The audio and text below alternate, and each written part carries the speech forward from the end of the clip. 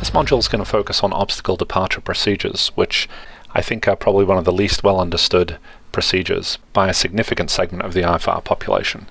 We'll start off with some basic definitions of what they're for, how they're created, where to find them, how to fly them, and then we'll finish off with a rather dramatic example of why it's a spectacularly good idea to be familiar with these. So if it isn't obvious yet, ODP stands for Obstacle Departure Procedure. This is an IFR procedure that is published in the Takeoff Minimums document, so you will not find these procedures with other standard instrument departures, or SIDs. So let's cover what an ODP actually is. An ODP is a procedure that is designed to take you from the airport into the en route environment via what the FAA calls the least onerous route. I think that's their way of saying you get to live if you fly the procedure. So that's what ODPs do. Let's talk about how ODPs are constructed, or when they are constructed, and what the presence of an ODP would mean for you as a pilot. During an earlier module, we talked about the option of a diverse departure from an airport. When instrument procedures are constructed for an airport, they conduct a survey of the surrounding area. When they conduct that survey, they generate a hypothetical plane called the obstacle clearance surface. This is an imaginary surface that extends out from the departure end of the runway, starting at 35 feet, and climbs at 152 feet per nautical mile. If you visualize that plane extending out, then at 1 nautical mile from the airport, the OCS would have reached 152 feet. By 2 nautical miles, it would have reached 304 feet, etc. Now also remember that the minimum climb gradient for you as the IFR pilot is 200 feet per nautical mile. So doing the math, you are out climbing the OCS by 48 feet per nautical mile. So this means that by the end of the first mile, you would have cleared the OCS by 48 feet, because you're at 200 feet. By 2 nautical miles, you've climbed up to 400 feet, which means you're going to clear the OCS by 96 feet, etc. So as you get further and further away from the airport, you're actually getting higher and higher above the OCS. We've reviewed this hypothetical OCS. We've compared the gradient of the OCS to your climb gradient. Now let's talk about what this means in terms of an ODP. The procedure designers check to see if there are any obstacles that penetrate the OCS from the surface. If any objects penetrate the OCS, then an ODP will be created for that airport. Just the presence alone of an ODP tells you that there must be something in the area which penetrates this hypothetical OCS, and that should get your attention. So the ODP provides you with a route which guarantees that none of the terrain or obstacles penetrate the OCS below you. There is one exception to this, however, which would be the presence of close-in obstacles. So the ODP does not provide clearance from low close-in obstacles. A low close-in obstacle is an object which is within 1 mile of the departure end of the runway and can extend as high as 200 feet. Low close-in obstacles are documented in the text of the ODP. So as a result, you should check for them and plan accordingly. Okay, so within a mile of the end of the departure runway, there could be obstacles as high as 200 feet AGL that the ODP is not going to provide separation from. So that's a case of see and avoid. Okay, a couple of other points. The ODP is based on you receiving positive course guidance within either 5 miles for a departure requiring turns or 10 nautical miles for straight out departures. So positive course guidance would be being able to navigate along the route that you were cleared for, either through NavAid reception or perhaps through radar vectors as well. ODPs can be flown without an assignment from ATC, as long as a specific departure procedure or vectors have not been provided. So if ATC says cleared to Victorville Airport as filed, maintain 4000, then you're able to fly the ODP. Under certain circumstances, ATC might actually assign you an ODP, in which case you must fly the ODP. The phraseology for that sounds like cleared to Victorville Airport, runway 24 departure procedure, then as filed. It's a little bit of a cruel joke that they don't say runway 24 obstacle departure procedure. That would get your attention and you'd link the two together. But no, they drop the word obstacle, at least if they're using the formal version of the phraseology. So many pilots either have a blank look on their face at that point, or they start looking through the list of departures for the airport and find themselves sorely disappointed.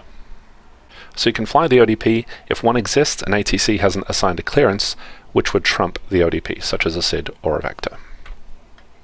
There are two types of obstacle departure procedures. By far the most common of the two is the textual ODP. As the name implies, there isn't a graphic or a pretty picture to help you understand the procedure. It's based in text only. Once again, ODPs are found in the takeoff minimums and departure procedures document. If you're searching the document electronically, you could simply search for the airport identifier and you'd find the procedure fairly quickly. For example, on the right we have the Bermuda Dunes departure procedure, which is UDD. If you're looking through a paper version of the document, or you're just scrolling up and down through the electronic document, you should know that the airports are grouped by city, not by name of the airport. So if you were searching for Bermuda Dunes and you looked under B, you're not going to find the airport. You need to know which city the airport is in this case Palm Springs, California. The document contains 3 areas. We have 2 depicted here. The first is the takeoff minimums section. The second is the departure procedure section. And the third section, which is not depicted here, would be the diverse vector area, which was covered in an earlier module. The takeoff minimums provide you with ceiling and visibility requirements to be able to execute the procedure, or non-standard climb gradients. That would be in excess of 200 feet per nautical mile to maintain the obstacle clearance. As a Part 91 operator, you're not legally obliged to adhere to the takeoff minimums, but it is generally considered good practice. Part 121 and Part 135 operators are legally obliged to make use of those takeoff minimums. The departure procedure is often split into a runway-specific portion. For example, in the Bermuda Dunes procedure, there is a runway 10 portion, a runway 28 portion, and then a portion which is common to all aircraft, regardless of the runway they departed from. The ODP may have you enter a hold depending on your final on-course heading, and also the altitude which you might need to climb to in the hold will also depend on your on-course heading. Let's assume we'll be departing runway 28 out of Bermuda Dunes and that our final on-course heading is 270. So from the procedure, we need to make a climbing left turn to a heading of 090, and then for all aircraft we continue climb via the thermal 304 radial to thermal.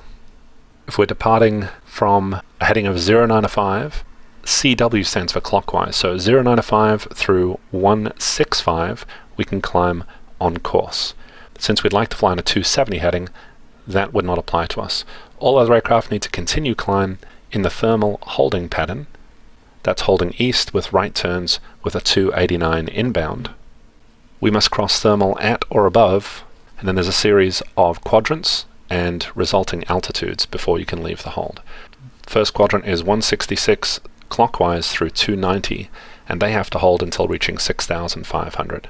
Our on-course heading is 270, so that's the quadrant that applies to us. There are 2 other quadrants. There's a quadrant from 291 through 310, and the altitude for that is 4,900. And the other quadrant is 311 clockwise through 094, and the altitude prior to leaving the hold there would be 3,200. ATC is not necessarily going to be able to give you much help. Your only guidance for flying this procedure is literally the text that you see in front of you. It's definitely the case that the more of these you look at, the faster you get at processing them. So feel free to just scroll through the takeoff minimums, try and find examples of the more complex ones, and see if you're able to decode and visualize them. And it goes without saying that the time to read through this and process it would be on the ground, as opposed to, while you're in the climb, reading it for the first time. Let's look at some graphical ODPs, which are relatively rare, but thankfully are a whole lot easier to understand. You might be slightly shocked when you see that graphic on the right, and you might be forgiven for thinking, well, isn't that just a SID? Looks a whole lot like a SID.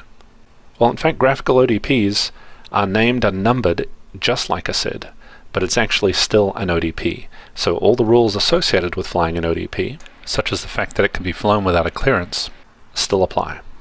One of the differences here, though, is that if ATC would like to assign this procedure to you, they no longer have to refer to it as the runway 8 departure procedure in this case. Instead, they'll refer to it as the OCACO 1 departure. Finding this procedure is relatively easy. It will be in your list of SIDs for the airport. So then the question becomes, how can you tell if a given procedure is a graphical ODP or just a SID? And it's important to know the distinction, because if ATC clears you out of an airport as filed, and you have a procedure in front of you, a graphical procedure, you'd like to know if you can fly that or not. Thankfully, there is an easy way to distinguish graphical ODPs from SIDs, and that's by the presence of the phrase obstacle in the title. It's worth noting that if an ODP requires RNAV capability, it must be graphically depicted. You can then infer that textual ODPs do not require RNAV capability. Does this mean that every graphical ODP that you see requires RNAV? No, that's not the case. Just like SIDs, if a graphical ODP requires RNAV capability, it will also have RNAV in the title.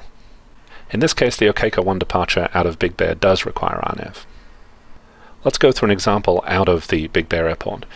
If you're on the ground and you were to be cleared as filed, or for example, cleared to your destination airport via Okeko, Victor 386, Palm Springs, VOR, then as filed, those would both be examples where you'd be able to fly the ODP and hence the Okeko 1 departure.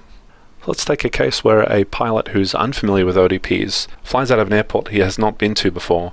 It's nighttime or it's IMC, take your pick.